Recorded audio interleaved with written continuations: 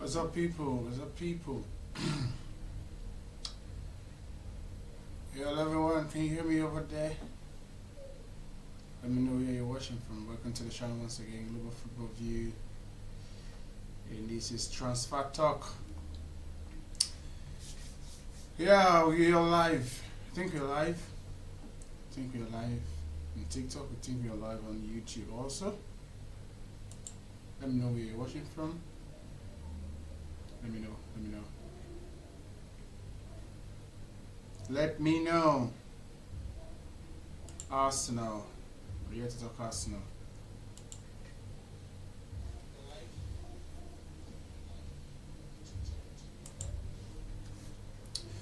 So guys, thank you for joining the live stream.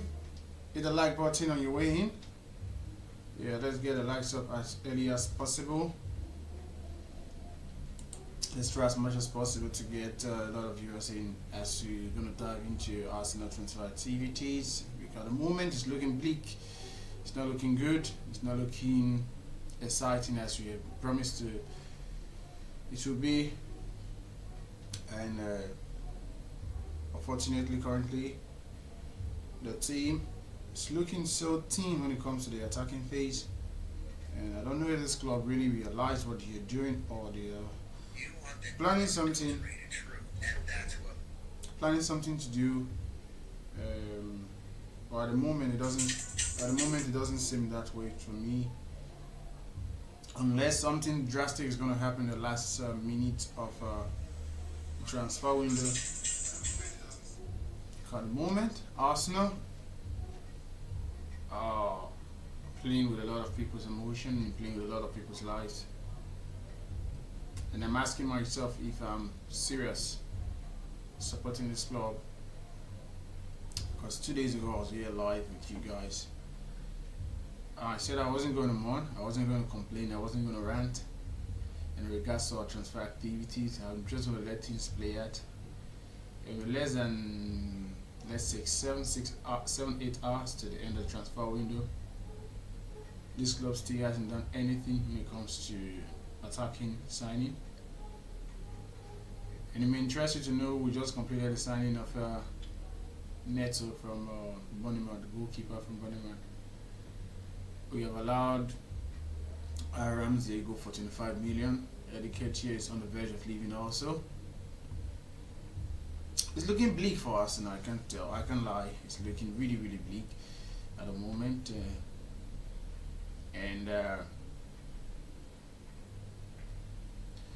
Let's just see what's going to happen. Because in my opinion, if we don't sign a striker or an attack, two players, in my opinion, there's no way we're going to win the league. There's no way. And I keep hearing that the club will be happy with their transfer activities at the moment if it stays this way. That for me is BS and shouldn't be entertained by the fans. And I think the fans have been too patient when it comes to believing what these guys can do, because of the two previous transfer windows they have been on a good side when it comes to making signings that excite the fans, making signings that complement the team, and making signings that improves the team. But at the moment, with less than 7 hours to the end of the transfer window, I don't think any Arsenal fan anywhere is happy when it comes to this transfer window. I don't think there's any. I don't think so. If you're happy, let me know in the comment section if you're happy. Because for me, I don't think I'm happy. I know I'm not happy with the transfer window. There's no way I'm happy with this transfer window. No way. And the new signing, Mikel Merino, at the moment is injured. Yet this club will tell us, Arsenal will tell us that they're excited with the transfer window at the moment if he ends this way. Well, I'm still keeping fingers crossed. I do not hope for any signing, but I'm just giving this club the benefit of the doubt that something is going to happen. And Let's see what's going to happen. Let's see if this club are serious or if this club are back to being the mediocre kind of team they were 4 or 5 seasons ago. So thank you guys for joining the live stream. If you're watching from YouTube, if you're watching from TikTok, let me know in the comment section. Let me know what you think about the current transfer activities by Arsenal. But this video is not just going to be all about Arsenal today. I'm just going to take a look at every transfer activities going on at the moment. And at the moment, it seems Ivan Toney is on his way to Al Ahly in Saudi Arabia. And at the moment, it seems like Jadon Sancho is on his way to Chelsea. And also, a lot of activities have gone on today. Like I said earlier, Aaron Ramsey completed his move to Southampton in £25 million deal. Neto, the Bournemouth goalkeeper, signs for Arsenal also today. And one thing interesting is that Neto actually played for Bournemouth in the League Cup, meaning his cup tied and he wouldn't be eligible to play for Arsenal. So I don't know what this club are thinking. I don't know the thinking process behind our transfer activities this transfer window. I'm talking about Arsenal at the moment. I don't know the thought process in regards to what Edu, Mikel Arteta, the current case. I don't know what they're doing. At the moment, we are left with the likes of Gabriel Jesus, who is currently injured. We're left with Leandro Trossard, Gabriel Martinelli, Bukayo Saka, and Kai Havertz as the only attacking player for Arsenal. Last season, we had Eddie Nketiah, Emile Smith-Rowe, and Fabio Vieira all contributed to 72 appearances last season for Arsenal. All gone, which is fine for me. But what's not fine is not replacing them. That for me is negligence. That for me shouldn't be happening. Shouldn't be happening. Shouldn't be happening. Chelsea are trying their best to sign Jadon Sancho from Manchester United, and also trying their best to see if they can strike a deal for Victor Osimhen. And I can't lie, with the way Chelsea are going, with the players are trying to sign and the players they have already, it's looking good for them. I can't lie. I predicted they are not going to qualify for the Champions League, but at the moment, I think I have to revisit that prediction. Although they lost yesterday in the Conference League, but I still believe with their transfer activities they've performed this season, it's looking good for them. It's looking good for them. Thank you guys for joining the live stream. Where you are, Kwame, thank you for liking the live stream. Don't forget to like this video, like the video, tap the screen. If you're watching from YouTube, please click on the like button. So let me run you through down some transfer activities that has gone on today. Vitinho is expected from Burnley to Botafogo. Vitinho is a Burnley player. I think the deal for Maguire to Newcastle is currently off at the moment. I think he's not going to go to Newcastle at the moment because the coach actually said that Maguire is going to stay with Liverpool, now the Crystal Palace manager. And at the moment, Eddie Nketiah is at the verge of completing his move to Crystal Palace. And also, McTominay is at the verge of moving from Nottingham Forest on loan to Crystal Palace also. Lukaku has completed his move to Napoli also. What's his name? Scott McTominay also has completed his move to Napoli. So it's looking good for Napoli at the moment, and this week they'll be taking on an opponent. 12 September, I invite you to go. So sorry, I can't accept any. I can't accept any invite at the moment. Sorry.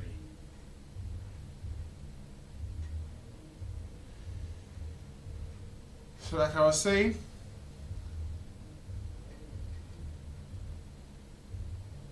that's also recently Chiesa, Federico Chiesa, the Italian international, completed his move from Juventus to Liverpool in a £10 million deal, which for me is a no-brainer. It's a no-brainer. It's something which I would have been happy with if Arsenal has gone for a player like Chiesa. It's a good signing for Liverpool, a low-risk transfer. It's looking good for Liverpool at the moment. It's looking good for Liverpool. Because if you look at Liverpool attack, they have the like of Salah, Gakpo, and Darwin Núñez, Diaz. Also have what's his name, Jota. Now they're adding what's his name, Chiesa. That's six proven attacking players. That's what they have there over there at Liverpool. In the comment section, let me know where you're watching from. Let me know where you're watching from. If you're watching from any part of the world, let me know.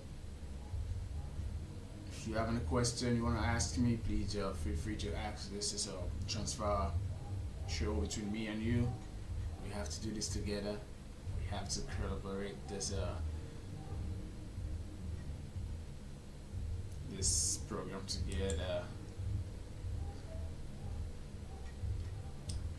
At the moment, I really just want to film, but I just don't. I don't have the strength to do that. Not that I don't have the strength. I just feel like this club are playing with people's life. I don't even know if I should start shouting or I should. Nah. I think these owners are playing. They're playing pranks with our lives. And I'm asking the question if I'm even serious supporting a club like Arsenal at the moment. If I'm serious, because you can't tell me, as serious as I am towards this club, as dedicated as I am towards this club, this is how this club wants to pay our loyalty, pay our no.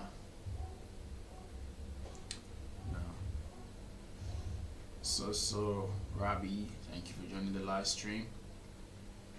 Seti Glasgow, thank you for joining the live stream. Ida Luda, thank you for joining the live stream. I can see you guys.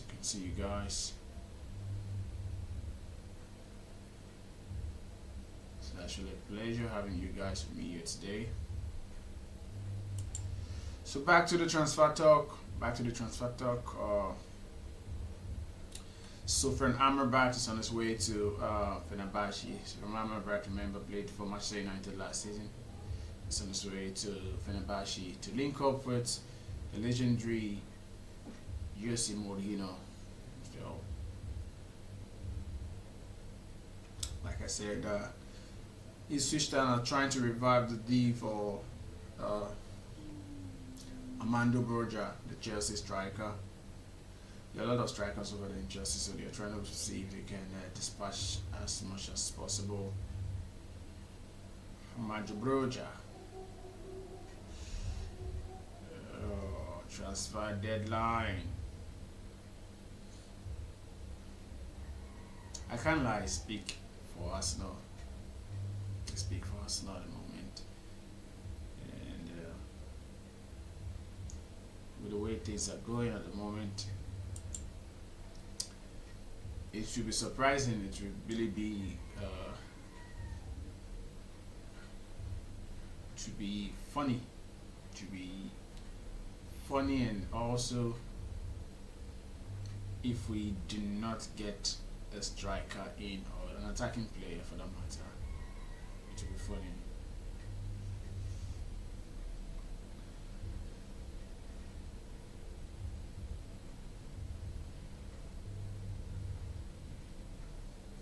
So talks are continuing over the loan move from Chelsea to move to Chelsea. That's Jadon Sancho. Jadon Sancho is on the page of moving to Chelsea.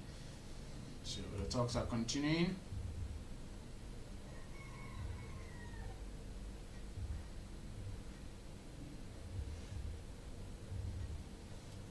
I can't lie.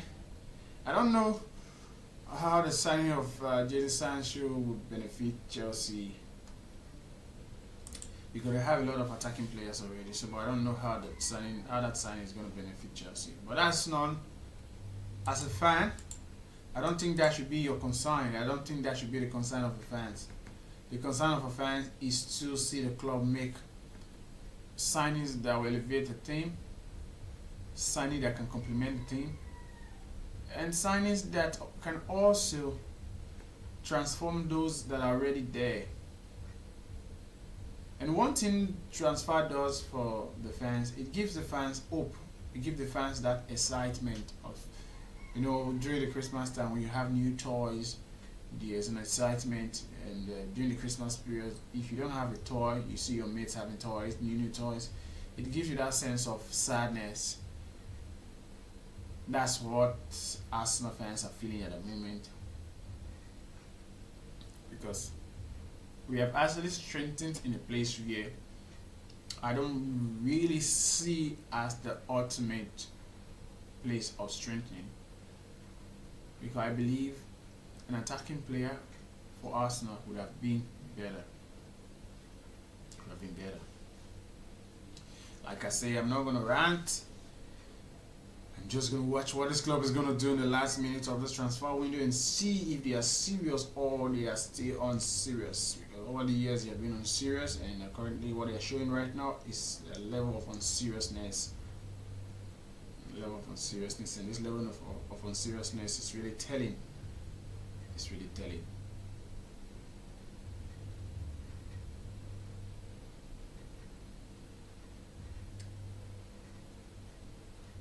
So let's go back to the transfer. Let's go back there and see what's going on. Let's see what's going on.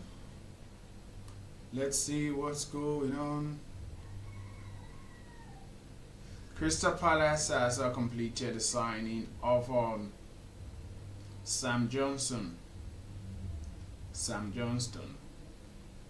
Yeah, sorry. I think Wolverhampton Wanderers have completed signing of Sam Johnston from Crystal Palace. Yes, that's the transfer. Wolverhampton Wanderers has completed the move.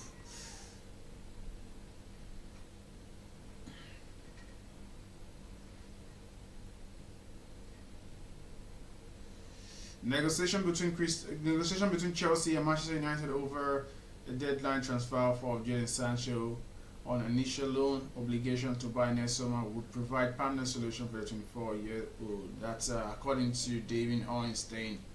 Saying that the negotiation is going on between Chelsea and Manchester United for the signing of Jadon Sancho for a loan, and also with the deal of making that loan permanent.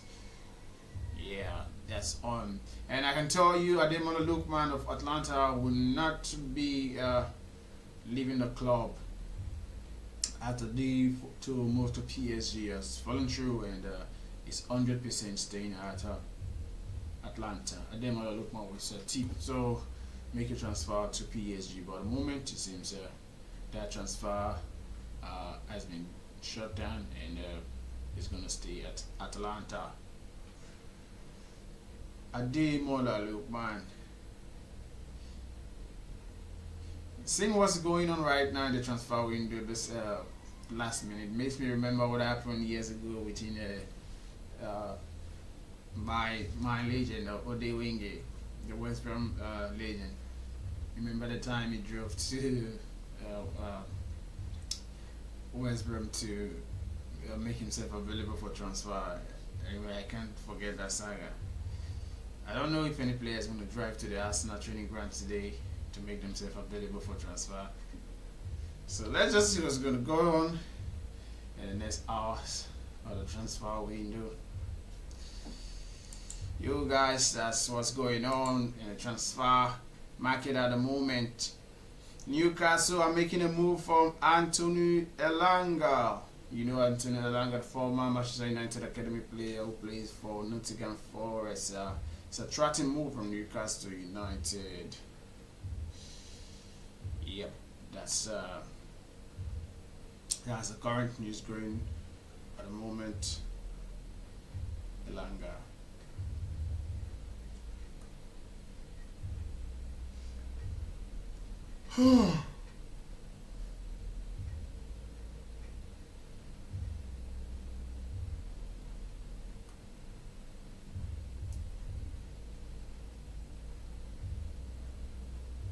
I don't know. A lot of Arsenal fans are saying it will be a disaster for Arsenal not to sign any player. A lot of Arsenal fans are saying it's going to be a disaster. Do you share in that opinion that it's going to be a disaster if Arsenal do not make any signing? Let me know in the comment section. Do you share in that? For me, I don't think it's a disaster. I think it's negligence. I think it's stupidity. I think it's lack of care. If I may use that word, yes, lack of care. Lack of care. You want to ask a lack of care from who? I think a lack of care from the people in charge of making signings, the likes of Edu, the likes of Josh Kroenke, the owners of the club. I think it's lack of care from their side because before we went into this window, it was really obvious for us that we needed a striker and we needed an attacking player to back up Bukayo Saka. We needed a left-sided defender, which I think the likes of Jurgen Timber covers for Arsenal. Remember, Jurgen Timber was signed last season and didn't play up to 3 matches for Arsenal because of the ACL injury which he had. Understandable. He's returning back this season. I don't think Riccardo Calafiori was that of an ultimate signing to do, because the most important and the most priority which the club would have think about is getting a striker and also someone that can cover up for for Bukayo Saka. Gabriel Jesus always injured. Currently he's injured at the moment and we're left with just Kai Havertz. And if something happened to Kai Havertz, who's going to play the attack for Arsenal? Leandro Trossard again. Come on. And Leandro Trossard is there. Who's going to, if nothing is working, how are they going to make changes? I don't know. Maybe Mikel Arteta knows. At the moment, he's playing with his job, and he shouldn't forget what happened to his mentor, Arsene Wenger. Arsene Wenger was negligent with his job. That's how he lost the job.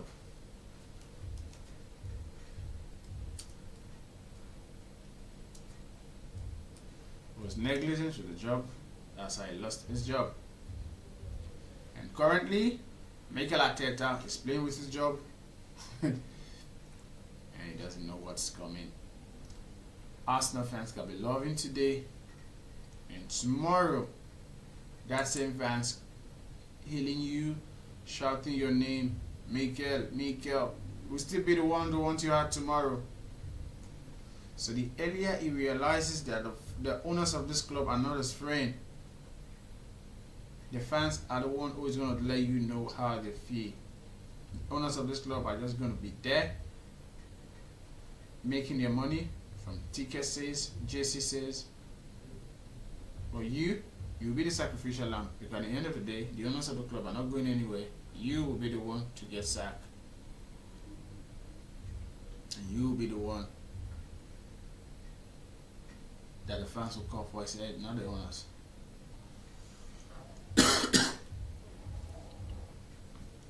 It's easy to get a manager out of the club than getting an owner out of the club. So the earlier Mikel Arteta realized this, the better for him. So back to the transfer talk.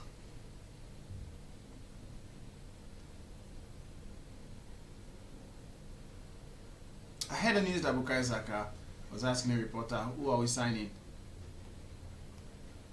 Even the answer player knows that the club needs an attacking signing. Even the club players, they know that they need an attacking signing. Yet the people in charge are negligent enough not to know that. It's kind of crazy and it's kind of it's annoying.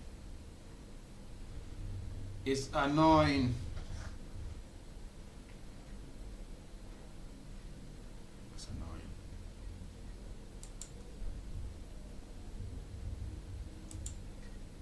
Not even the players, the Arsenal players know whether or not Raheem Sterling is going to be coming to Arsenal. They don't know who's coming to Arsenal. Bukayo Saka, about half an hour ago, we were getting ready to do this live, drove past us, wound down his window, put his head out the window and said, "Who are we signing?" Bukayo, keep watching, we'll let you know as soon as we know. Not even the players, the Arsenal I don't know if you can players hear. know whether or not Raheem Sterling is going to be coming to Arsenal. They don't know who's coming to Arsenal. Bukayo Saka, about half an hour ago, we were getting ready to do this live, drove past us, wound down his window, put his head out the window and said, "Who are we signing?" Bukayo, keep watching, we'll let you know as soon as we know. Even national players, they don't know who the club's going to sign. Bukayo Saka asking the journalist, "Who are we signing?" Imagine that. Imagine that sense of negligence. To the extent your players are asking, "Who are we signing?"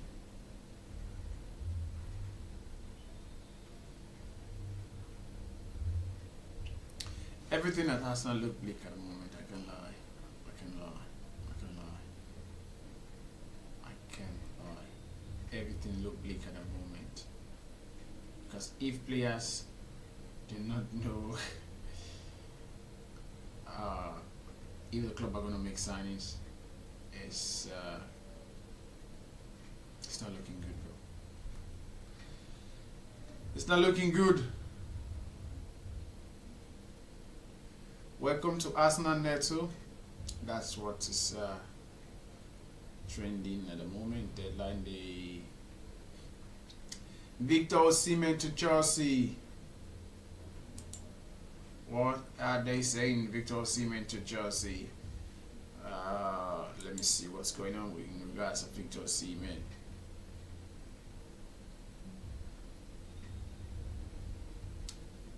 So the deal in place with Napoli for Nigeria striker to travel to London for his medical, blah blah blah. True is this. Victor Osimhen to Chelsea. Here we go. We are waiting for you. That's the Chelsea fans.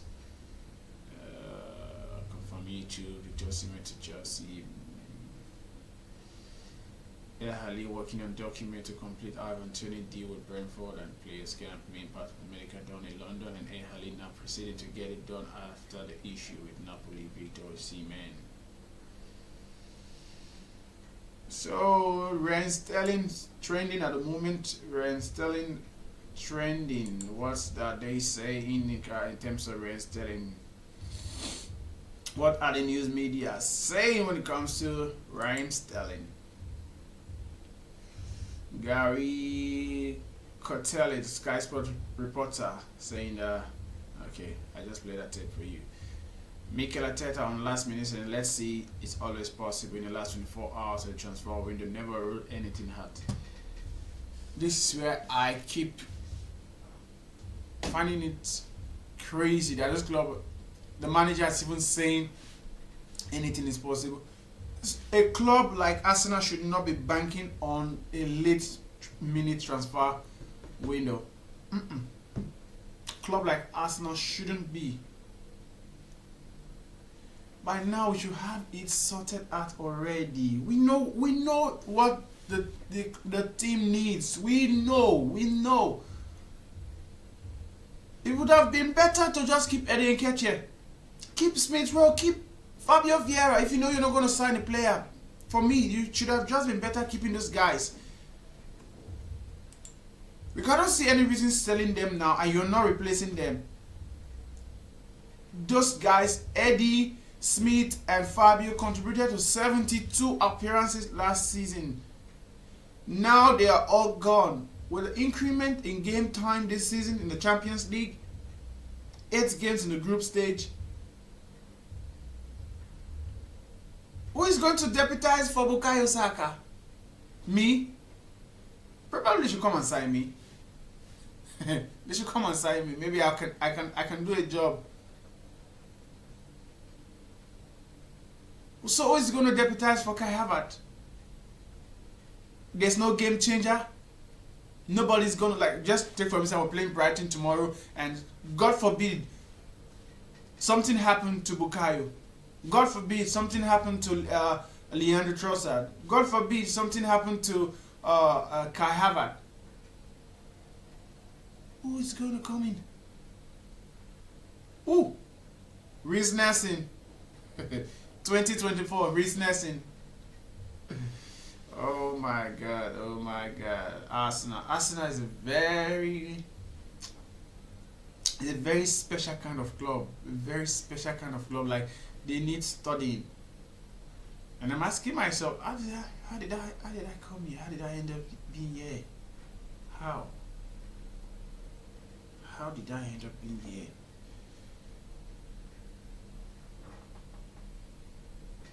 How did I end up being here? Because it's not really looking good at the moment. It's not looking good. It's not looking good, Arsenal. Something needs to be done. Something really needs to be done. Something needs to be done. It's not looking good at the moment, Arsenal. Something needs to be done.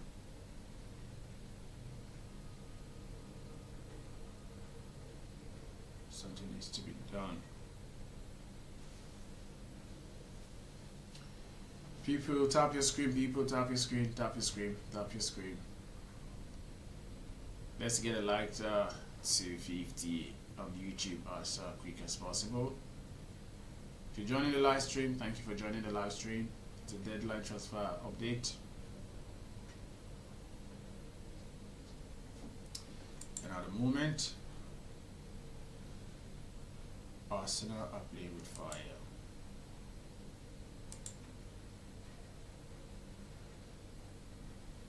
Giovanni Lo Celso is going to Real Betis. Here we go, according to Fabrizio Romano. Lo Celso from Tottenham is on his way to Real Betis.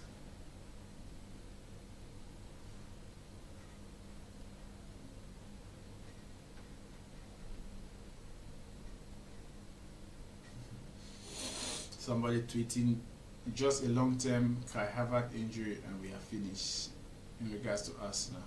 Absolutely. Absolutely.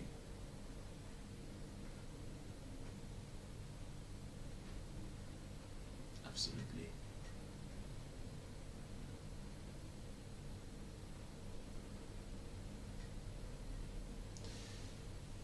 Yes, 6 hours to the end. 6 hours to the end of transfer window, and we are here. We are here. 6 hours. 6 hours more. 6 hours.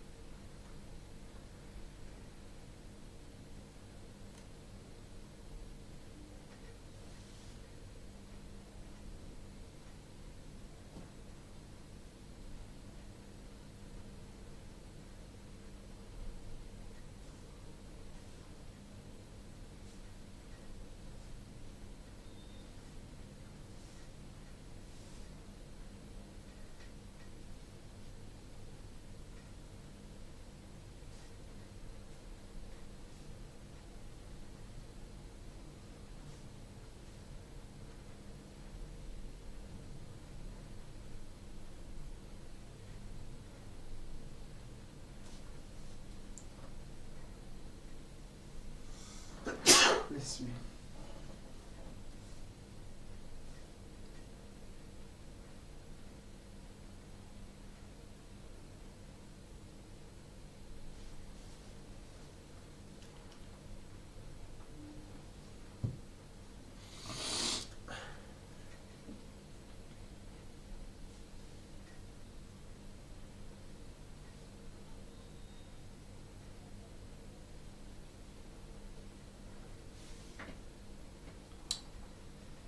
I am.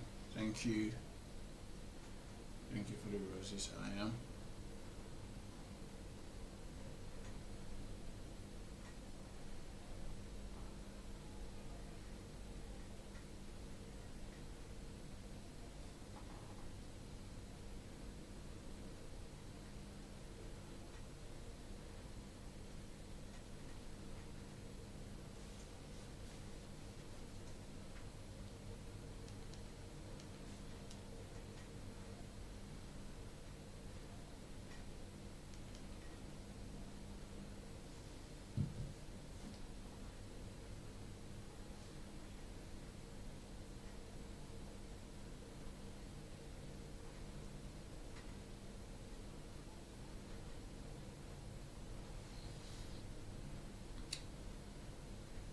So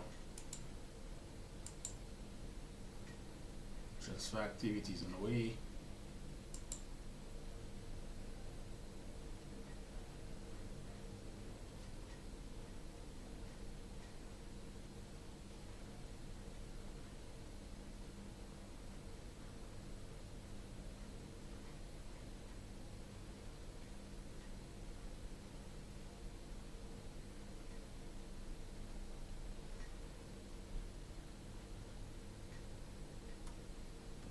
Be patient. Arsenal were meant to understand. Be patient. They said. Be excited. They also said. And I dare the question to ask if the owners of the club are excited with the attacking quantity we have at the moment. I would like to ask them if they are excited. Because at the moment,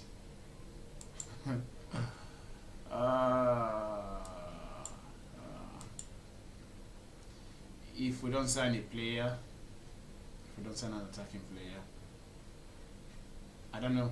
I don't know if they are excited. I don't know if they are excited.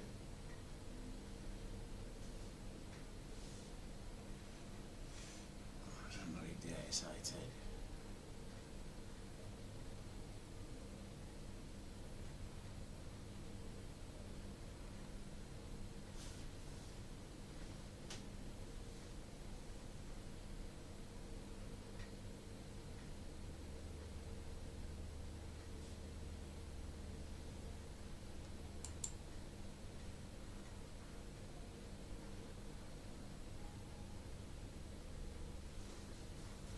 Don't forget, guys. Tomorrow, tomorrow I'll be posting the 2.4 shorts tomorrow for those interested in betting.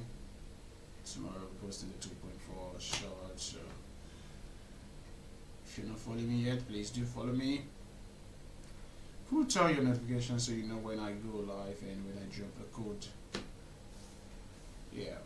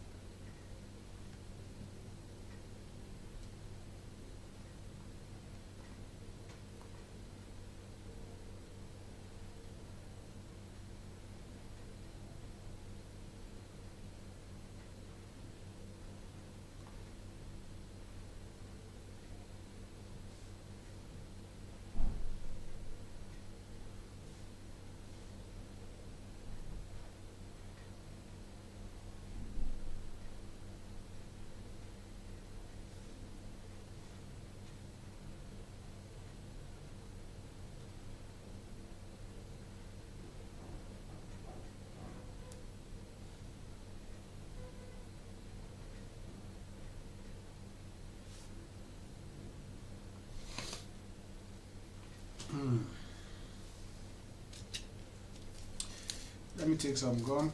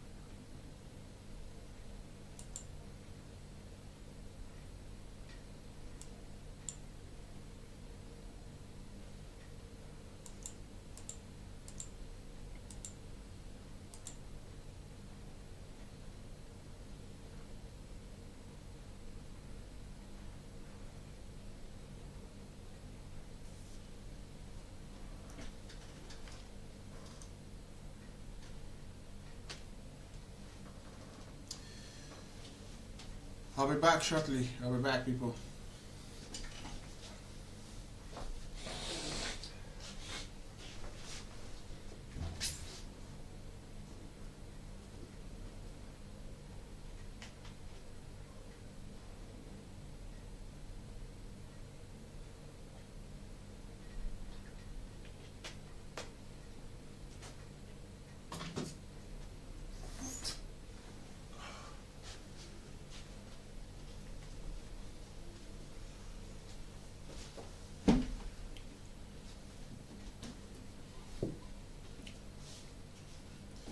The $1 million question on everyone's lip is: will Arsenal sign a striker?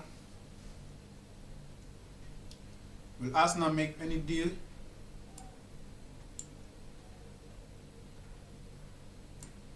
That's the $1 million question on everyone's lip at the moment.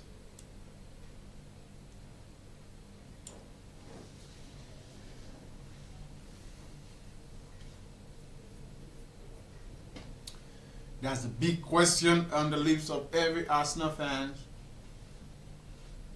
And even Raven fans, if you ask me, everyone is asking, would they sign a striker? Would they sign any attacking player?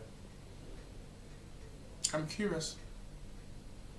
I'm curious. I'm curious.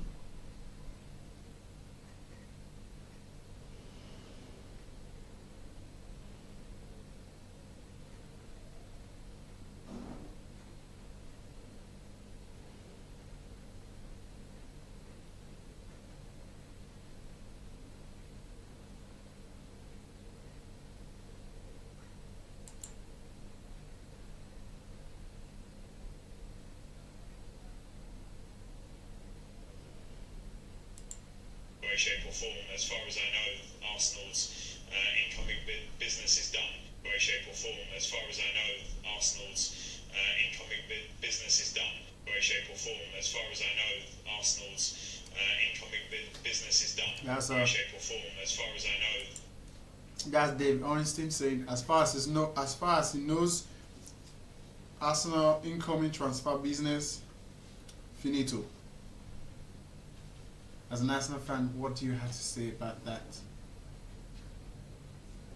If the transfer activity of the club is done with just this signing we've made this season, then what do you make of that? Tell me. Wow. Tell me. I want to hear from you. What do you make of that? What do you make of that?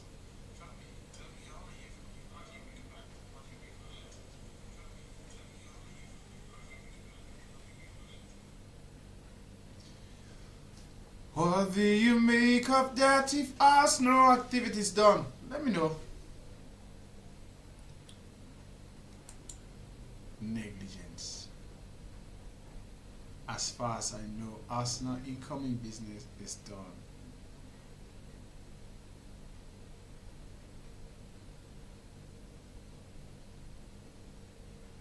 Wow.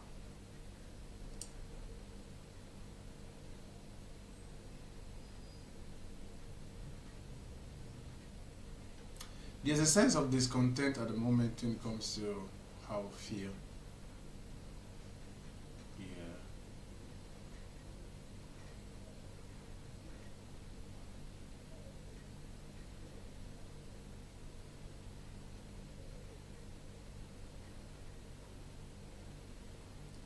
I'm not happy. Let's see.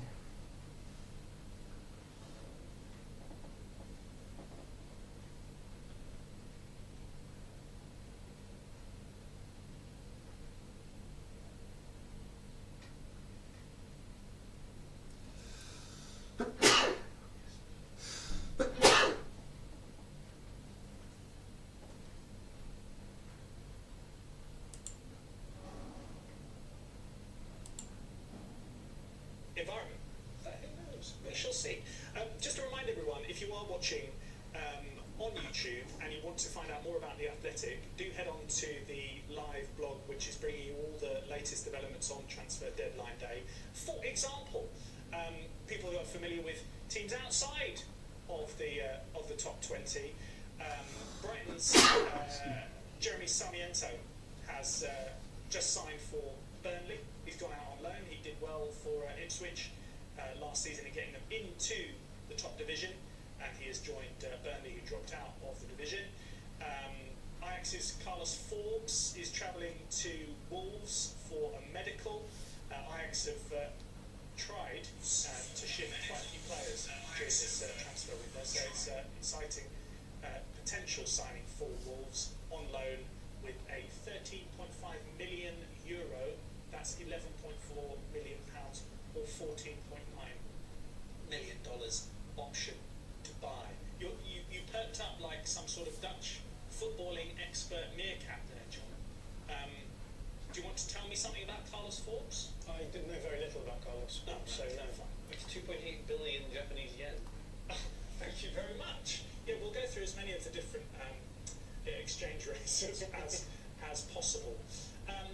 One thing I did want to talk about, because there are still some deals obviously to be done broadly, but I found today quite interesting from a goalkeeping perspective, because we've had a real ping pong of goalkeepers.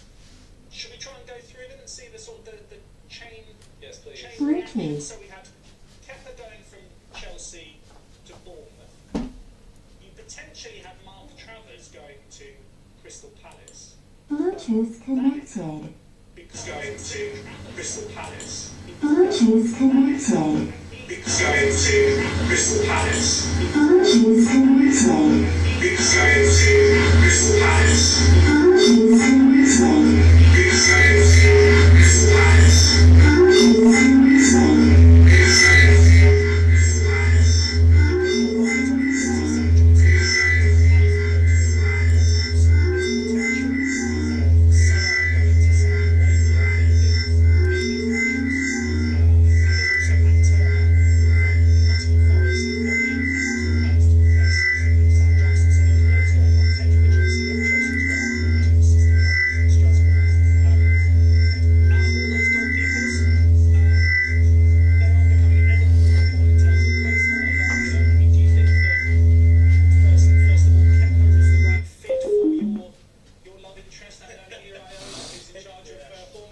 It's funny, isn't it? Because all of this goalkeeper movement is like when you do a draft fantasy team league, and then someone goes for a goalkeeper at some point, and everyone's like, I've got to go for a goalkeeper now, so all the goalkeepers go. So that's almost like we've seen that happen. But yeah, Kepa coming into Bournemouth, I think is a good move. I think that what Bournemouth need is a goalkeeper who is able to do a little bit more in terms of. I think Neto is a fantastic shot stopper, a really good reaction keeper. We saw him doing it a couple of times in the game against Newcastle at the weekend. But there are some areas where he is a little bit more deficient. I think Iraola wants to have a bit more of a well-rounded goalkeeper. I think Kepa will be that. So I don't think Kepa will necessarily have the sort of reaction stopping that we see from Neto, but I do think that he will up in certain areas, so on the ball, but also in terms of controlling his box as well. So interested to see how that one goes. Having said that, Neto has gone to Arsenal, which seems like quite a risk to me in many respects, because of the reasons that I've just said. It's a scenario where you're going from, I suppose, if David Raya does get injured, Neto would be the backup goalkeeper, and I think for a team like what you want for a team like Bournemouth is very different from what you want for a team like Arsenal, right? Because for Bournemouth they are going to concede big chances every once in a while, but a lot of their build-up is to do with being quite direct. Whereas with Arsenal, it's the other way around. You want a bit more patience on the ball, and you also they're super defensively strong, and so you want to make sure that you're not giving away easy chances. So interested to see how that goes as well. Can I ask you about Aaron Ramsdale? Anything you want. Because he was obviously a very popular character at Arsenal, and then basically was put in a difficult situation with David Raya coming in from Brentford, and eventually got squeezed out, but sort of kept his counsel and was part of the squad, was number 2, etc., etc. He's got his move now. He's back playing football. For people who have forgotten whether he's a good goalkeeper or not, is he a good goalkeeper, and will he be an asset to Southampton? I think he's a good goalkeeper. I would say my analysis of goalkeepers isn't as strong as other parts of the football pitch, because I just haven't ever played in goal, so I don't know any of that stuff. But what what you see from Ramsdale was that he's really, really good in the first half of the season. But I think what we saw Arsenal was that in the second half, numbers started to decline slightly, and I think both of the seasons he was there, I can't remember exactly what that was, but yeah, I mean, his numbers went down a little bit in the second half of the seasons, and as to why that is, I don't know. But he is good at launching the ball. He seems like a nice chap to have around. Good shot stopper, like stats are all semi-decent, but there was, I don't know, like Arteta wanted someone else to come in and replace it, so Ramsdale was there to take him up to a certain level, and then was quite cutthroat and then went straight for someone else to try and improve on that position. There were things that Ramsdale talked about, which is nice to be open and talk about things. He says how he struggles to pay attention or like to really concentrate all the way through games, especially when the ball's nowhere near your own goal, which is probably not the best thing to have around Arteta, who's, seems to be a rather insane perfectionist. So maybe that's a thing there. I think it's nice he gets to play again. I think he's a top level goalkeeper. Could make any team better, not any team. Southampton, make them better. Yeah. Well, we'll see. We'll see how it turns out. Hopefully for him, it is a prosperous season. Southampton still don't have any points so far this season. Let's just show you the room that we're in, if we may. As you can see, you have John there, you have JJ there, and you have this empty chair here. The buttocks that were placed on this chair belong to David Ornstein, who is the football correspondent here at The Athletic, and he is... I'm hearing Chelsea have made a bid. Yeah, he's not in the room at the moment, as you can see, but he will be returning, and we will be getting to more of your questions. If you want to put any questions to David about deals that you want to see done at your club, or to reflect on some of the deals that have already been completed, then we will get his pearls of wisdom and find out who's on the phone at the moment. We can hear him yabbering the other side of the door in the studio.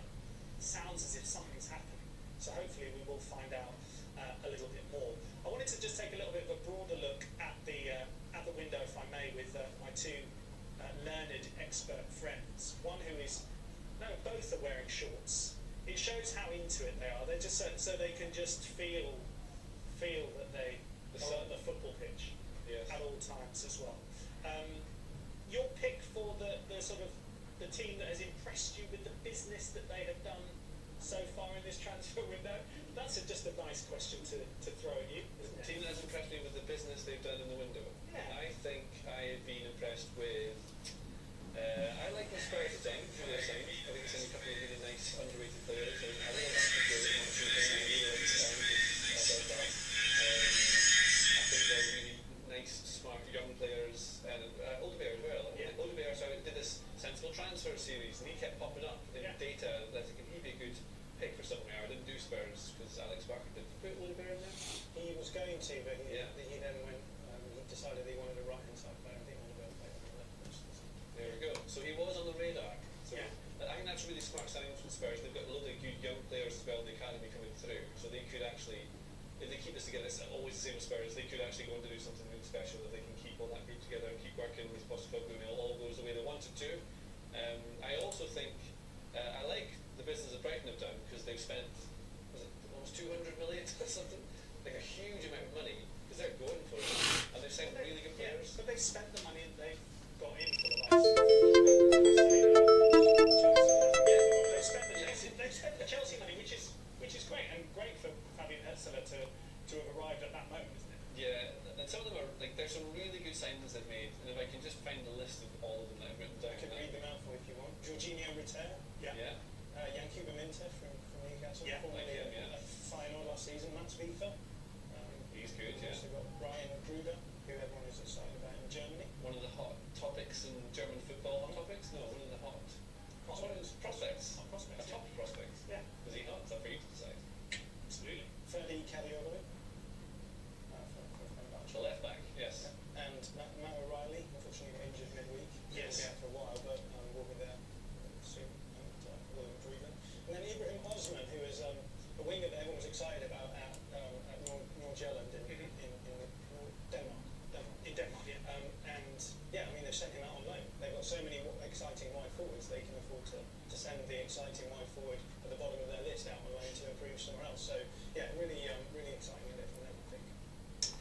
In terms of, I mean, that was JJ's sort of picks. You know, Spurs, Brighton, impressed with their business? Is there anyone that's sort of... Yeah, I guess West Ham impressed you? have done a lot this window. They brought in a lot of big players. They spent a lot of money on Max Kilman, which I think maybe would surprise some people, but so far this season he's looked really, really good. So they're bringing in known quantities, but and paying money for them, but that they are seeming to pay off immediately. I think he came out really well. Again, good sensible transfers. Yeah. In terms of what his data profiles him as, like he scores as a top player. You wouldn't maybe think of it. Yeah, and that, that's what good recruitment does as well, right? You're not just simply looking for players that no one's heard of. You're looking at players who are going to improve you. You can get for okay, maybe a slightly higher fee, but you're making sure that they are going to improve your team, and that's what he's done. Crescencio Somerville from Leeds, who had a fantastic season in the Championship last season, an exciting player, and he's already looking like he's going to be dangerous. Actually waiting for David Einstein to come on. So Krug, who we knew from the Euros, Aaron Wan-Bissaka, who we've known from Manchester United for a while. currently waiting for David Einstein to give us an update on what's going on. So when he comes in, he's gonna take over. So tighten your seatbelt, and very soon he will be on. So you know what's going on when it comes to transfer activities. Strengthen that squad at every level. Exciting ones as well. There's a Luis Guilherme. Let's face his name. He's meant to be a really, really good prospect out of Brazil. There's quite a few of them usually. Right winger. In terms of on the pitch, meant to be a very, very good player. I've seen some clips of him, but never seen a full game, so I can't tell you for certain. But I think their squad now is looking fantastic. And they've got depth. They've already had some fantastic players in players like Paqueta and Jared Bowen and Mohamed Kudus as well. Now they've really stepped up by giving them the players around them. So yeah, it'll be fascinating to see how they do this season. One team I wanted to ask about is Liverpool. It's actually something that we touched upon on the Athletic FC podcast, which I regularly present on the Fridays, previewing the weekend's action with John alongside me. And we were talking about Federico Chiesa, weren't we, coming into Liverpool. I'm sure everyone watching will have seen the lovely shots of him getting his hands on his shirt.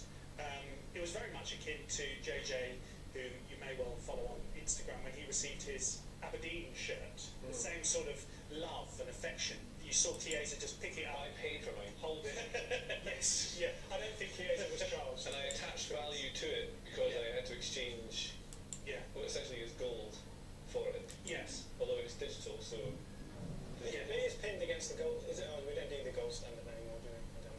I don't know. I don't really know what you're talking about. What is it in yen though? Well, like, you can't just go into the club shop and take the shirt, you have to exchange something, but like, especially in the UK, we have money. Yeah, money. So you exchange that for services and goods. Yeah. You're talking about money. I forgot what that was. Okay, fine. But yeah, going back to Chiesa, obviously really happy to be at Liverpool. There'll be a lot of fans thinking, okay, cool. Well, he was really dominant in the previous Euros when it was in England. It was in all different countries, but predominantly towards the end of England. But what is he going to do now? Because he's had an injury. The hope will be that he can click into gear and be as happy with his shirt on the pitch. Yeah, I like signings like this where you're finding value by picking up a player who people have maybe forgotten about a little bit, but they've had a big injury. So 2022, I think he had a big knee injury, and he's coming back from that now. I think often now we dismiss players who have like a big injury like that, but there's been a few clubs I think who've been able to find value in the market by picking up those kind of players, and I know bang on about Bournemouth a lot, but they've done it a couple of times. So I'm thinking Luis Sinstera, they brought him in. He has a long injury history, and what they've done is they've got the infrastructure there to actually be able to rotate their players, their attacking players, such that they can make sure that they're not overplaying a player like Sinistera. They also brought in Alex Scott. They brought him in when he had a knee injury. They got him probably under his value because of that, and they've been able to manage his minutes really well as well. Obviously, there's caveats here. Tyler Adams went there and has had issues with his hamstring ever since he got there. So just because you're getting a player and have a fairly good record with working with injured players and making sure they don't get re-injured doesn't mean it's always going to work out, but you are going to probably more often than not find value in the market that way. So I'm hoping that will happen with Liverpool. Will have a stocked front line, so they'll be able to rotate Chiesa. They'll be able to use him enough to get him back to the level that he was before, hopefully without him having to play so much that he gets injured. And I can see it working out really well for him. And just a little transfer update on this deadline day. Maxwell Cornet is travelling to Southampton to undergo a medical ahead of a season-long loan move from West Ham. The West Ham forward, this is just from our live blog at the moment, and it says the West Ham forward is allowed to leave, with Russell Martin saying earlier in the day that Southampton would have to wait and see if they could sign the player. Well, it looks as if it is going to happen. Our reporter Jacob Tamswell has just posted that update. I was going to ask you, JJ, about someone whose deal has been completed and got a hero's welcome when he arrived in Napoli.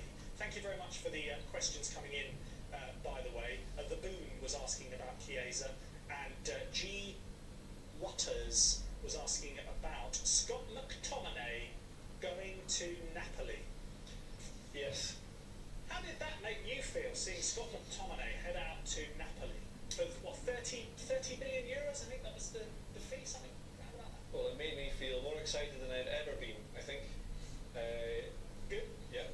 Do you like that one? Yeah. That's good. What do we want to talk about Scott McTominay going there? Like what should we say about it? Well, no, I'm just interested now that potentially, because the Billy Gilmore move was sort of on the rocks, but it may well still go through. They're going to have a Scottish heart. Well, this is not quite the same thing, but Italian clubs have found a lot of joy from buying Scottish players or from the Scottish Premiership recently, because there's lots of value to be had. And I wonder if one of the reasons is that they get a certain sort of physical profile in their players that you don't get from other places, and often that really helps. You've got really good technical players and tactical players. A good way to stop that is by kicking, or just by having someone who's faster, more powerful, stronger, taller. McTominay's misprofiled a lot. I think he's not a defender. He's not such a defender. He's not a defensive midfielder. He can win the ball. He can carry it. So we don't think of him as a position. He likes to win the ball back. He likes to carry it. He's not great at passing it, but he does do that. He's not good in build-up. He's good at attacking the box from deep positions, disrupting things, causing a bit of panic. Good at heading the ball from crosses, whether set pieces or open play. and he's clutch. He's clutch. He wins you points. Yeah. Also, like, lots of managers play him because he has the right attitude, and that's really important. The right mental attributes. So he comes in there and he leads by example. He's a professional. All these things that are kind of nebulous, you can't really quantify. But he is a solid player who I think can win you games if you play him the right way. Not really a starter for Man United, but very important for Scotland. But if he plays in that sort of position, like Conte in the past, I'm not sure what he's going to do this season with Napoli, but in the past he'll play usually three central defenders, and you'll have two strikers, maybe three forwards along this front line. But if he plays two central strikers, like he did at Inter Milan, he'll have one player behind them. That's where I think Scott McTominay should play. If not, he can play as part of midfield too. But he's not the defensive one. You have one player you drop in, which is the Gilmore type, where you can help with your build-up, things like that. And then Scott McTominay is not part of that bit. He's there to then disrupt and carry the ball. And if you're playing against teams who are marking you man-to-man, like slowing things down, McTominay is excellent for being able to move out the way of those systems to drag players out of the way. That's what he does. So I like it. That's why I was so excited. Also, it's good to see Scottish players do that. And like Lewis Ferguson, like McTominay's like a sort of taller version of Ferguson, really, because Ferguson does similar things. Like really good battler. Who went from Aberdeen to Bologna. Yeah. And he won midfielder of the season. He had this different kind of awards in Serie A. So he won that, played for Bologna under Chievo Motta. Did very, very well. And so maybe that's a sign to go, oh, look for someone just like Lewis Ferguson, you see. Yeah. Maybe that's it. I think that's good. Just a reminder, let's just show the studio again if we can, producer Don. David Ornstein still isn't here. He's still the other side of the door. Our executive producer, Christopher, is going to leave the studio now, and he's going to go and try and pull him back. Oh, here he is. The door's opening, and he's coming back in, ladies and gentlemen. David Ornstein. David Ornstein is back. Come on in, David. And I know this is difficult sometimes because, just to explain the process sometimes, when news comes in to you on your phone, we then have to make sure that we do the various checks, etc., and it's all sort of nailed down, and then we're able to put that news out. you'll see it posted on our social media and things like that. So me asking David the minute he comes back in off a phone call, what was that all about, is quite a difficult question to ask. So, David, what is there anything, because you've been out for absolutely ages, what can you update us on anything? No, it's just, you know, in these last hours, you need to be across everything, and you need to be reacting to any suggestion that something might be happening, and quite often the case is that it's not, or it is, and it's very delicate because people are working to try and make things happen. So, for example, some of the calls and messages I just had to make related to the Anthony Elanga thing that we mentioned before, which is a report that broke saying that Newcastle are trying to sign him, and that it's developing quickly. What I think has happened is that, you know, some discussions took place about a possible swap deal involving Miguel Almiron going to Nottingham Forest and some money. So Almiron and money for Elanga, but it didn't get past the discussion stage. I think Elanga was mentioned maybe in the build-up to the PSR deadline, when Newcastle were sort of trading, and in the end Elliot Anderson moved from Newcastle to Nottingham Forest. So that was one thing, and then just making checks on the big clubs. You know, one of the things, I need to take this, so I have to head on out, and I'll try and be back. David Ornstein just left again. That was David Ornstein on the Athletic live stream. He was about to say something, and I think he had another call, so he'll be back. He'll be back. Just hang around. He'll be back. David Ornstein will be back. For around about another 10 minutes on this deal sheet live. Oh, and there is one thing that I need to talk to you about as well. What is a deal sheet? Oh, yes, and I'm going to tell you a little bit later on. It is more than just the articles that we've been putting out every Tuesday of this transfer window for months and months and months. It's been going on. Yes, I'll explain exactly what a deal sheet is. Do you know what a deal sheet is? No. Good. Do you know? It's a small mammal lives on a hill. Yeah, but in terms of football, aside from the small mammal-like deal sheet, it is, you don't know, do you? It's a sheet full of deals. That's what you might think it is if you've been a loyal follower of The Athletic, because we've been reflecting on all the big teams, all the other things that we've been hearing on, what is going on in the transfer market. That has been the deal sheet on The Athletic. I will eventually tell you what a deal sheet is at the end of this, because it will be important once we go off air. The deadline here in the UK is 11 PM. The deal sheet is important in that. Okay. A couple of other questions have come in, as has David Ornstein. He's still got his ears in. Are you having a call live on air, or are you no? I'm not. We were speculating as to who the call was from, but we're not going to ask you who it was. You can ask, but you won't get an answer. Fine, that's good. Broadly speaking, in this transfer window, you mentioned it before when you were talking about Anthony Elanga, the PSR deadline. If we reflect on the transfer window as a whole, it's been incredible, this transfer window. Obviously, we had the tournament of the Euros going on, we had the Copa America going on as well, which we covered, of course, on The Athletic. But having that sort of wave of action during this transfer window, it's been like no other, really, hasn't it? They're all different, I guess. Yeah.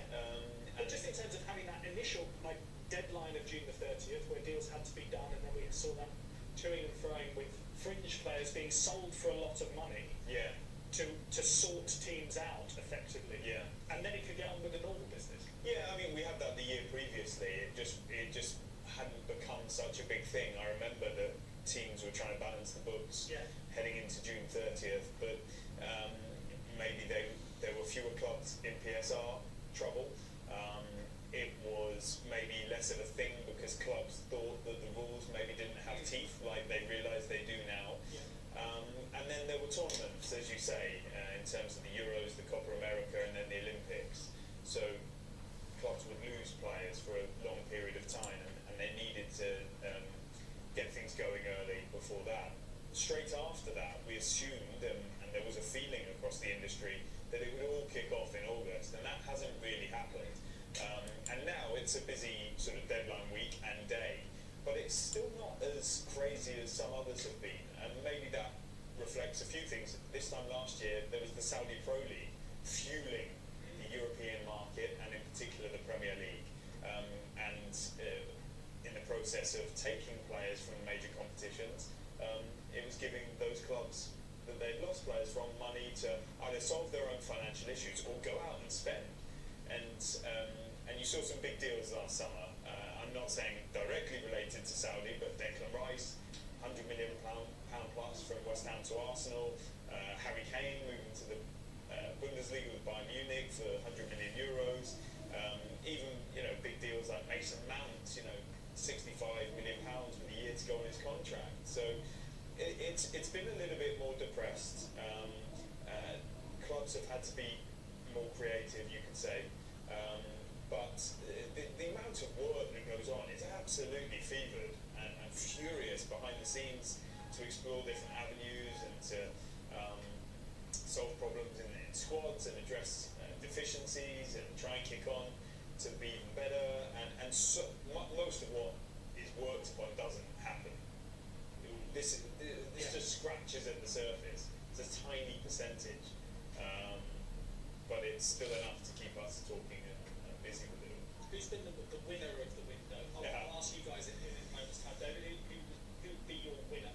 Let me just check that I haven't missed anything. Who would be the winner of the window? I don't really like that expression because concept. David, because who do you think has had the best transfer window? well, you don't know until they play and you see it in action. Let's ask you in a different way. Whose fans do you think will be most content having ticked all the boxes that they've been asking you for? Because you'll get so many messages on social media from fans of teams saying, have you got any news about X? Have you got any news about X? Yeah. How many of those fans do you think have been, or whose fans have been pacified the most by the action that their clubs have made? I prefer the first question. Okay. No. Because the reason it's tricky is that a lot of fans are thrilled by volume of transfers. New is exciting. And we've done great because lots of different players have arrived. When it's more for me quality than quantity, and so West Ham have done a load of business, and I'm not saying it's bad. Actually, I think most of it's pretty good. But many fans would just say, "Oh, West Ham have won the win," or Ipswich have done loads and excited their fans. But I look at it in a more sort of factual way of what they brought in to address the needs, as you said. And so I might look to Tottenham. I think Tottenham have done some really good business in sort of picking off some of the best young players in different markets. It was actually January, Lucas Bergvall, because we spoke about that when I broke the story, but he only arrived in the summer. So a great young player from Sweden. And then you've got Wilson Odobert, fantastic talent, young 19-year-old French winger, out of nowhere, that signing. It was pretty much announced before there were any reports and rumours, which I shouldn't be celebrating as a journalist, but actually that's very impressive. Daniel Levy, Johan Langer, Rob McKenzie, Frederick Leth, all of the guys working at Spurs with Ange Postecoglou in the heart of it all. Archie Gray, one of the best young English players and the best player in the Championship, you could say. And so that has solved needs for them in midfield, in creativity, on the wide position for the now and the future. Dominic Solanke, they needed a striker. You can debate the fee, but I think they'll be delighted with the profile. It was exactly what they needed. The only thing Spurs haven't got that they were looking for and will continue to is, I think, a left-sided central defender. So it's just Mickey van der Ven there, and so that's something that they might be a little bit disappointed and concerned about with all the games and competitions they have ahead.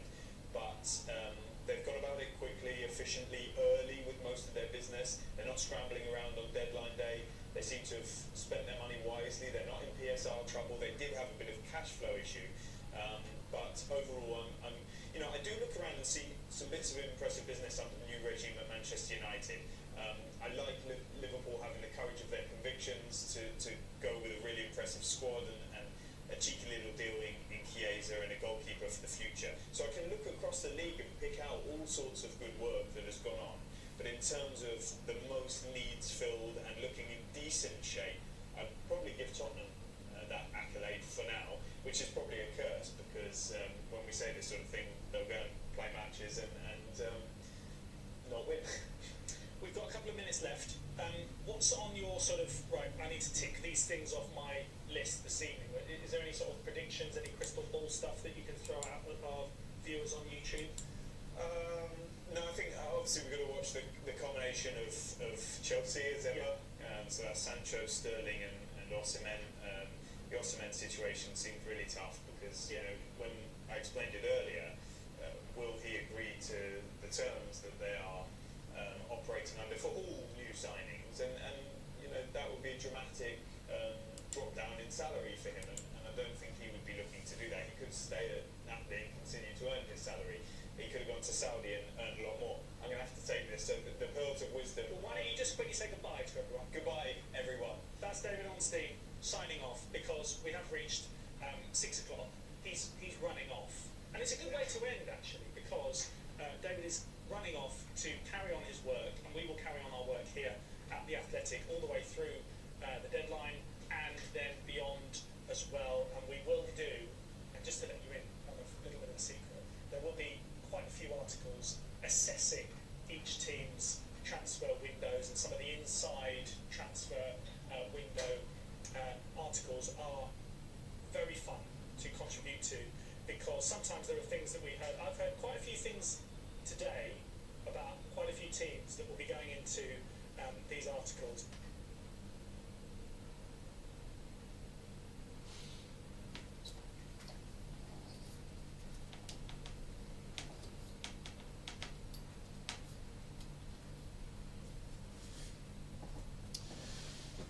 Yeah, that's all from the Athletic live stream. Yeah, David Ornstein was talking about the transfer windows in regards to other clubs and also from Arsenal. And from what I gathered, a lot of deals are still in the pipeline, and something can still happen when it comes to signing players. So we'll be keeping our fingers crossed and hopeful in whatever news we're going to broadcast within the next 5 hours. So on this live stream, we'll be here to go around the world of football to see what's going on when it comes to transfer activity. Somebody's asking where will Victor Osimhen end up playing. At the moment, we don't really know where he's going to go because he had an agreement with Ahly, and also there's an agreement on the brink of being reached with Chelsea on a pay cut. So at the moment, it seems like a three-way thing. He can end up playing for Napoli, end up playing for Ahly, Saudi Arabia, or he can end up playing for Chelsea. And that's all we have from Victor Osimhen at the moment. You can keep your questions coming in. Let me know. Keep your questions coming in. If you're watching from YouTube, please remember to like this video. Click on the like button. Let's get the likes up. And also, if you're watching from TikTok, don't forget to tap your screen and ask your question. Let me know what you want to know about, and I'll give you the answer to the best of my knowledge and the best of my ability. We're on to the hour 5 o'clock here, right here in the city of Accra, and the transfer window is 5 hours away from getting shut down, and the Arsenal fans are still currently not happy with what's going on in regards to the club, in regards to the players they are signing, because before the transfer window there's one objective, and that's the objective is to get a striker and also to get a backup player for Bukayo Saka. But at the moment it seems like that's not going to happen, and the PR propaganda is coming up that the club is happy with the transfer activities they've done so far, which for me is BS and shouldn't be applauded. And the fans should make it known. Those going to the stadium tomorrow should make it known to the owners of this club, because you can't tell me that this club allow the likes of Eddie Nketiah, Smith Rowe, Fabio Vieira, allowing these guys to leave. Not forgetting these guys contributed to about 70 plus appearances last season. And with the Champions League format being changed, whereby you're going to play 8 group stage games. The Carabao Cup is there, the FA Cup also. And the Premier League, which seems to be getting difficult with every passing year. Now we are being left short with just Bukayo Saka on the right hand, Martinelli, Trossard on the left hand, Gabriel Jesus and Kai Havertz as the only attacking option. Reece Nelson as a backup to Bukayo Saka. Gabriel Jesus on the other hand, for me, cannot stay fit. I'm not just saying it because I want to say it. Because at the moment, Gabriel Jesus is injured. So let's take for instance tomorrow Gabriel Martinelli is subbed off and we bring in Leandro Trossard. And Kai Havertz is red carded for 3 matches. Who's going to play against Manchester City and Tottenham? I don't know if this club are putting perspective into consideration, because this is football. Anything can happen when it comes to football. If we get a red card for our striker and an injury to one of our players, what's going to happen? Will Mikel Arteta put on his boot and come in for Arsenal? Or will they want to bring in an academy player to come in? Inside me currently, I'm fuming. Like, I'm really, really fuming. I'm fuming with the level of negligence being put in place right now by the Arsenal hierarchy. And Mr. Edu Gaspar, you're not going to be left out. You're not going to be left out from this if we end up not signing a striker and a winger. You're not going to be left out. I promise you. I'm just keeping my cool because something can still happen. Gyökeres. There's a transfer clause for Gyökeres. Nico Williams. There's a transfer clause for Nico Williams. Real Sterling has been talked through all day, so something can still happen. I'm just waiting for this transfer window to shut down and see if Edu Gaspar is going to sign any player or not. Then I will be able to say what I want to say. But at the moment, I'm not going to throw my toys out of the pram. I'm not going to rant. I'm just going to let it play out. I'm just going to let it play out in the next 5 hours to see if this club are serious. Because in my opinion, this was negligence that they did to Arsene Wenger. Same negligence they did to Arsene Wenger that cost him his job. Almost cost him his legendary status at the club. To whereby fans were calling Mr. Arsene to leave the club. Banners were flowing everywhere. It's time to go. Insult upon insult. Why? Because of negligence from the owners of this club. Edu told us during this transfer window that at the end we will be excited. So I'm waiting for the excitement, because in the next 5 hours, I will know in the next 5 hours if I will be excited or not. Manchester City are going into this league with just Erling Haaland as a striker. I believe Arsenal should be capitalizing on that. Arsenal should be capitalizing on that. To strengthen, we are not. Rather, we are weakening our attacking phase. Eddie Nketiah scored an hat-trick last season. Eddie Nketiah contributed to at least, in all competition last season, 10 GA. Last season, if I'm not mistaken. Fabio Vieira, same thing. Smith Rowe didn't have much to do. At least he came in for the skipper Martin Odegaard to have a rest. Now, Mikel Moreno, the newly signed player for Real Sociedad, has broken his shoulder. Arsenal. Nothing seems to be changing for Arsenal. Nothing seems to be changing. And it's really, it's it's not new. It's not new, although it's sad. It's not, for me, it's not sad, it's annoying. And I'm asking the question, am I really taking my life serious? Am I taking my life serious to be supporting an unserious team? Dare I say it? Yeah, because we are really, really unserious. Am I serious enough supporting an unserious club?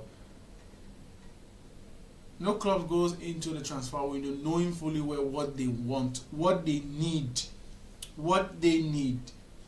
We needed 4 players this season. 4. If I'm not, 4 players. But the 2 most important players we needed was the attack and the wing. We got none, neither. Currently, let me put that out. Currently, there's none. So I'm just waiting to see if in the next 5 hours something is going to change. So I'm not going to say what's on my mind yet, because the next 5 hours something can still happen. Like I said, there's a release clause for Gyökeres, there's a release clause for Nico Williams, and the Sterling deal is still dangling up and down. So something might still happen. That's why I'm just keeping my cool. That's why I'm still waiting and see what's going to happen.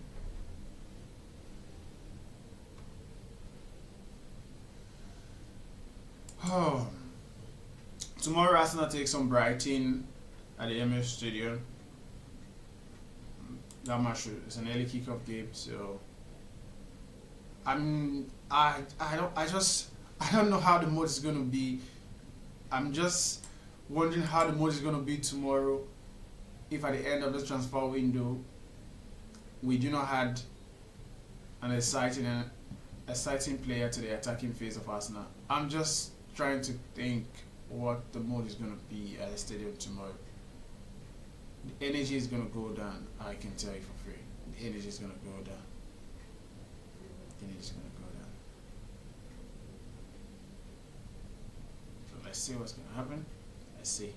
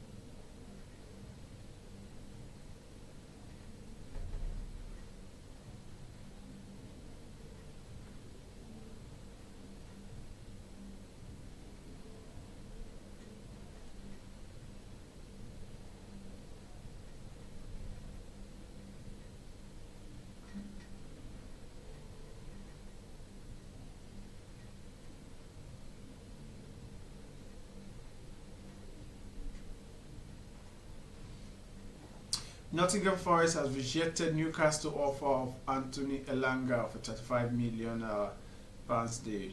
Nottingham Forest desire to sell this. Nottingham Forest have no desire to sell the forward, despite Newcastle offering a figure around £35 million. That's a whooping sum of money. I don't know why Nottingham Forest are turning that deal down. It's a good deal in my opinion. Elanga, I think they bought Elanga for £14 million to Manchester United. Instead of for £35 million would have been a no-brainer and a bargain for them, but they don't want to sell. So that's breaking news currently.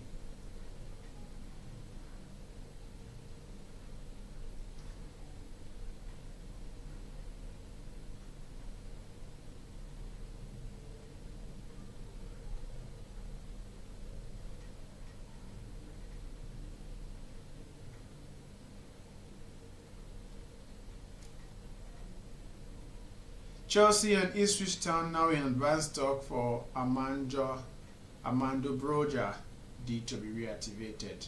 Broja, the Chelsea striker, is on the verge of switching to Ipswich Town. So that's the current news for Amanda Broja.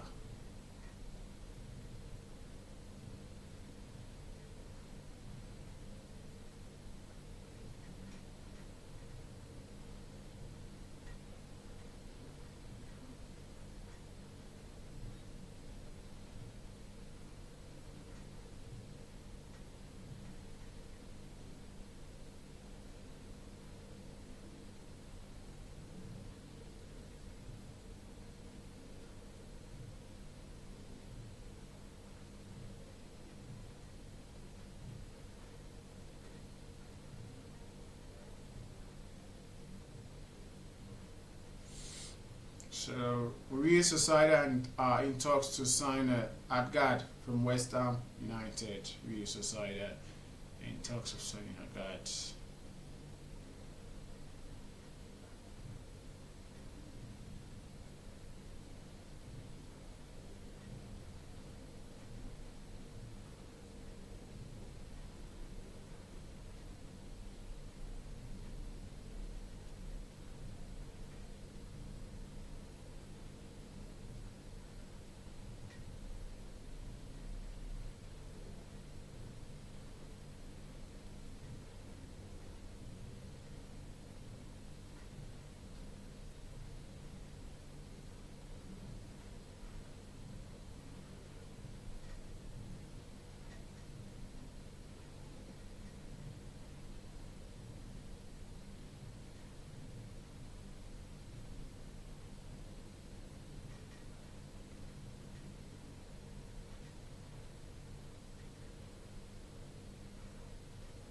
Liverpool forward Stefan Bajcetic has joined Red Bull Salzburg on the loan for the rest of the season. The 19-year-old Stefan Bajcetic. I don't know if I'm pronouncing the name right really well, but that's what I have here. Red Bull Salzburg. Yep, Red Bull Salzburg.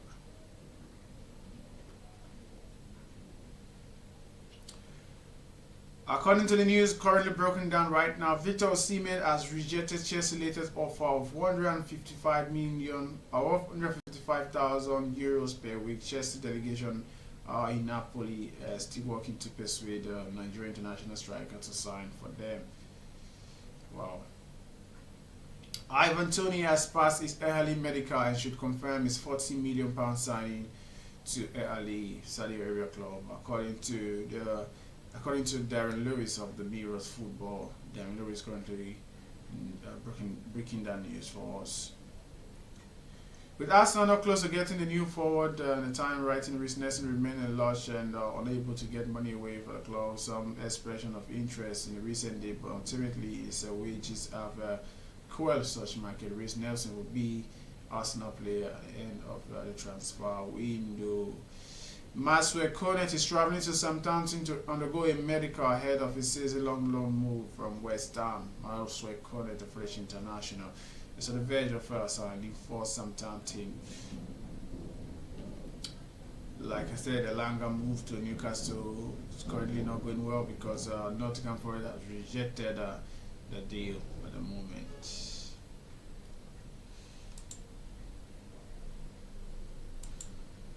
So that's what's going on at the moment when it comes to the transfer window.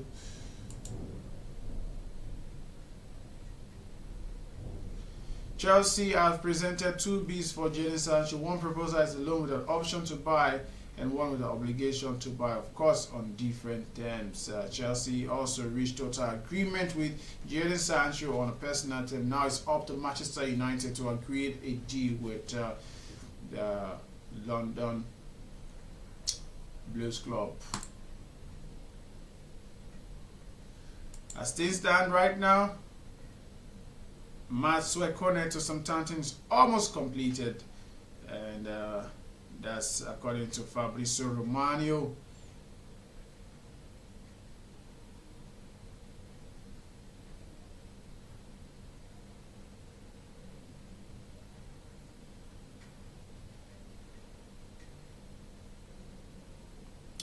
Frank Onyeka from Brentford to Augsburg in Germany deal and medical completed. Season-long loan with no option to buy. Frank Onyeka, the Nigerian international, which is regarded and known as the Tank, is going to Augsburg in Germany. The deal has been agreed, medical completed, and a season-long loan.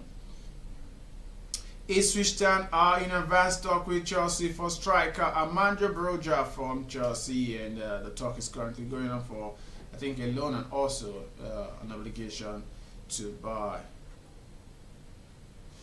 And also breaking news: Sandro Tonali has been named in Italy's squad for the upcoming game after he was suspended. Ricardo Calafori also in Luciano Spalletti player, but Jorginho hasn't been caught up for that. That's another news.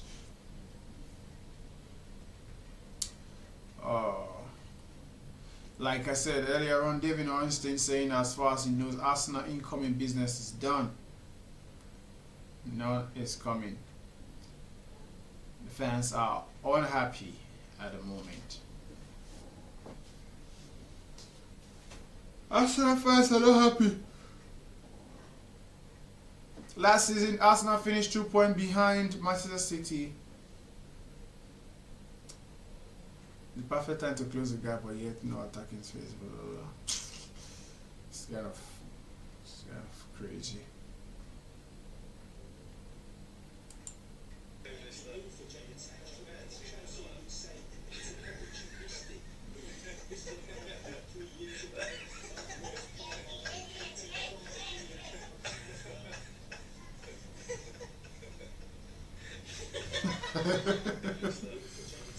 I just saw something.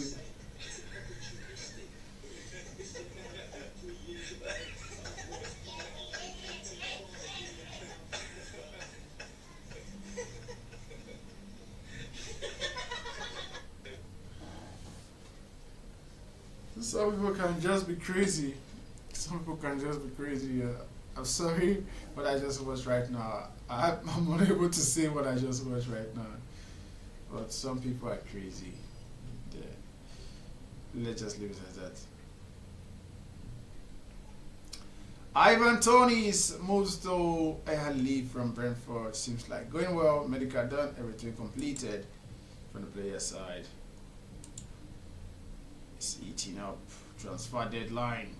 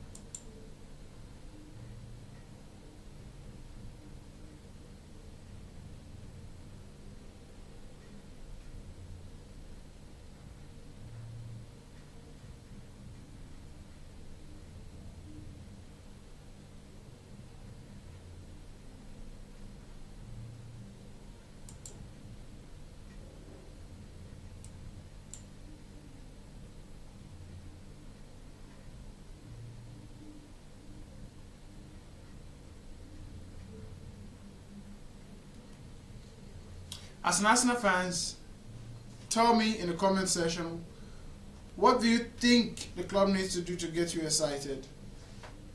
As a Chelsea fan, tell me, what do you think your club needs to do to get you excited? Let me know in the comment section.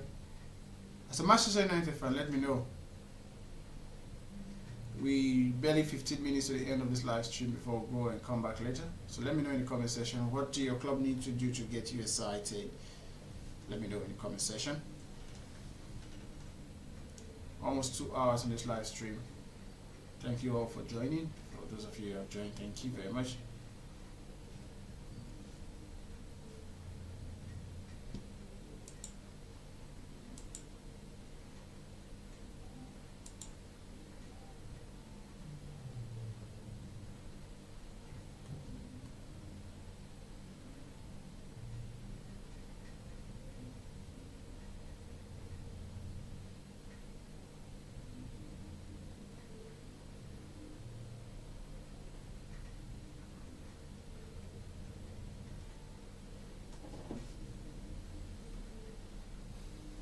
Kylian Tierney is still at the club.